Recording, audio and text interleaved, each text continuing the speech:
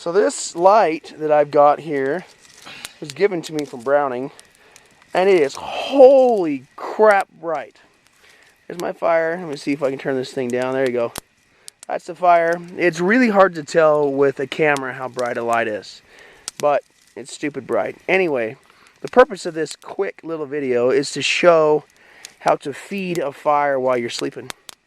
I've got Andy there poking the stick, playing in the fire. Good man, Andy. Anyway, so what we're going to show is this. Right here, you can see it, is a shelter, right? There's the shelter we've built. It is lined on the inside with a solo blanket. You want to point at that blanket, Andy? Right there, solo blanket. There's where I'm going to sleep in my poncho. I literally am going to use a poncho and the hoodie that I've got, and then I've got a little vest I'm going to use for my pillow. There's my bag. I've got piles right there of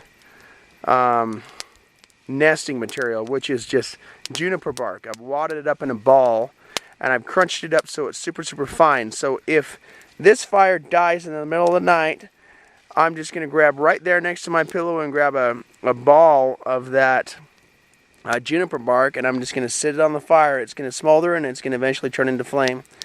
And then what we do is, those logs right there, kind of big logs, we just slowly feed them. Like this log right here has been slowly fed. It was much longer, and just as the fire burns, you just keep feeding these logs into the fire. And then I have some big thick ones to get us through the first part of the night. And then I've got this big huge slash pile, and then we've even got more behind me over there in the dark. But we just take pieces of it, and you just feed in the fire as you go. And then another, just quick to mention, this ring right here of rocks also is put up into a pit of dirt. So I've got a pit of dirt holding the fire, and then that ring, so it reflects the heat back into the solo blanket, which reflects the heat down onto us. So just kind of does like that. So we've got me, Andy, and Paul. Paul's over gathering stuff. Anyway, that's a super quick video on how you feed a fire at night. That may even be half the brush that I need too. I'm hoping that it doesn't get too cold in the morning, but whatever amount of wood you think you need, double and triple that, and that will be less than what you need. So the moral of the story is bring a whole bunch of wood with you when you're feeding a little fire all night long. Anything you want to add, Andy? I'm pretty toasty. You're hiding behind that bush. Yeah, that's my cover. Yeah, I actually had that hoodie on, and I was just sitting there. It's getting stupid hot. I think as long as there's coals on that. It's 9 o'clock at night on the 16th. September 16th. So it's probably, what do you think it is? 50 degrees out here, maybe? Yeah, about. Probably about 50 degrees out. I don't have any way of knowing, but it's about 50 degrees, and inside that thing, it's got to be 70, 80. I mean, it makes you sweat. I had to get out of it. So anyway, that's a quick how-to on how to feed a fire all night long. It's technically a keyhole fire, but, you know, call it what you want.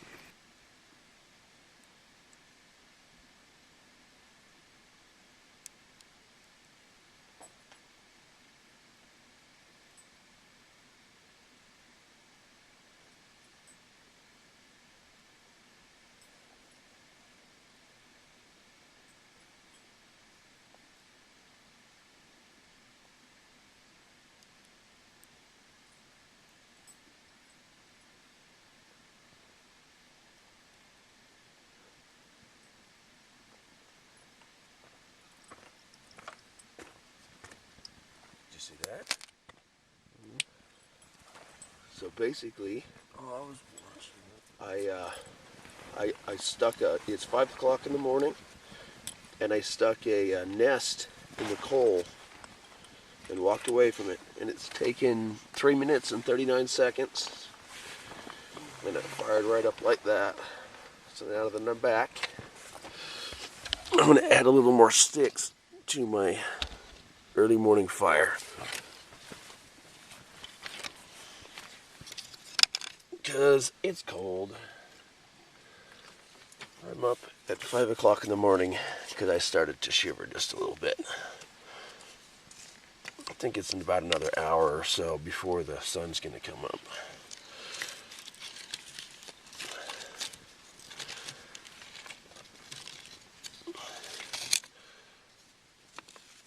This is kind of a big stick we've been pushing into the fire all night. That one right there that's burning is the big one that we were pushing into it last night when we did the how to keep the fire going all night long thing.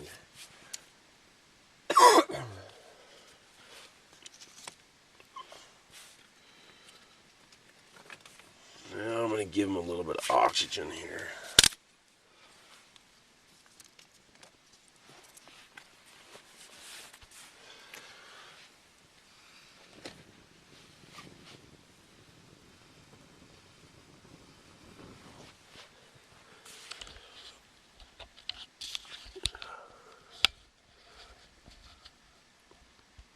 Gotta get your head down low and blow right into the base of the fire so your face is out of the smoke, and then be steady about the blowing.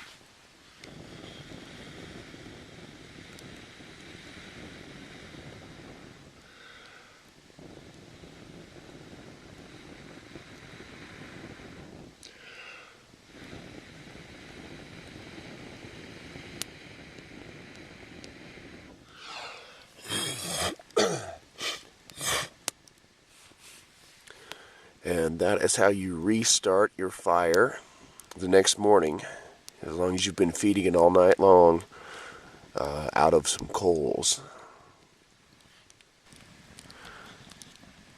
Okay, I threw a nest in and waited for it to to light up. I went and used the restroom while it sit there in the coals.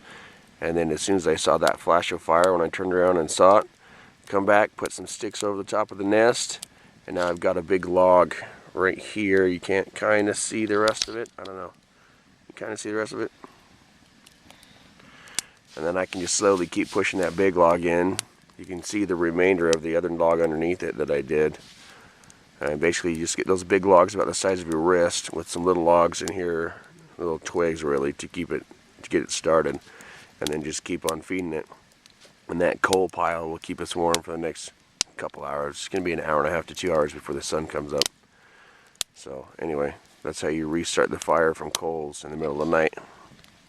Just get the fire started. Start again. Ow.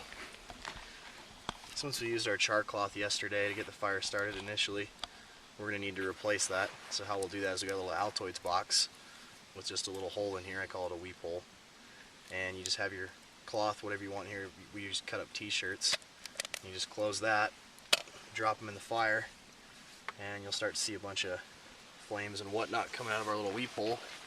And once those are done, we'll pull it back out. We'll have our char cloth.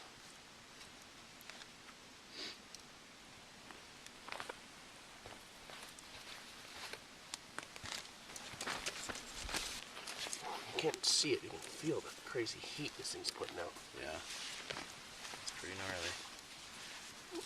And it's got to be 100% cotton. It can't be any kind of. I don't know, dude, I used army socks. You what? I used army socks once. Wool? Oh, Yeah, wool will work. Yeah. Yeah. My point is it can't have plastics in it like Yeah. Can't be polypropylene synthetics, or yeah. poly whatever mixes. We just need more flame.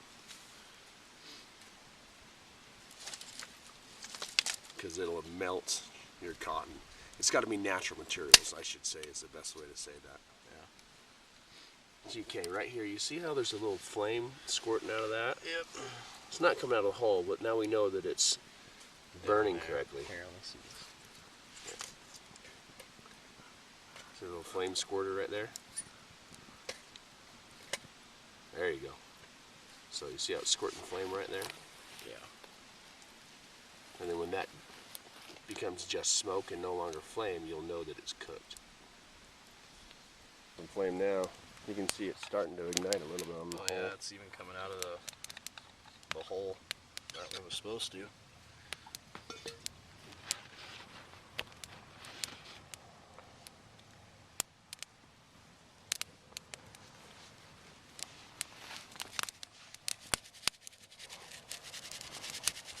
Alright. So, Charcoal. yeah, it's done cooking. Fish that out.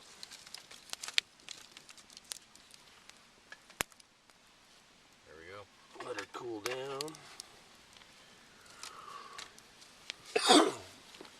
So we spent the night last night, got up a couple times in the night to restoke the fire, and then this morning the fire was dead about 4 or 5 o'clock in the morning. I don't remember, somewhere in there.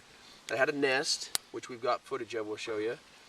Stuck the nest on, went and found the pea tree, and then when I got done with that, come back in about 3 minutes, and it had started back up, threw some more flame on that, and threw some more wood on to create fire, and that's what we're cooking on right now.